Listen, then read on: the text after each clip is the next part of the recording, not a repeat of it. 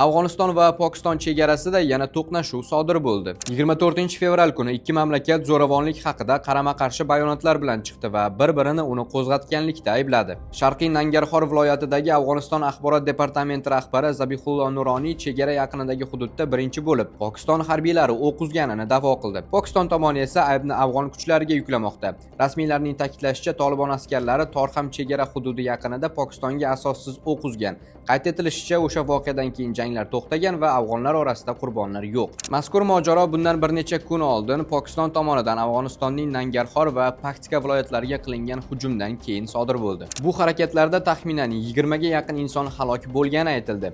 Umuman olganda ikki davlat o'rtasidagi sovuq munosabatlar 2025-yilning oktyabr oyiga kelib yanada kuchaygandi. O'shanda bir necha kunlik janglardan so'ng Afg'oniston va Pokistonda umumiy hisobda 70 dan ortiq odam vafot etgan.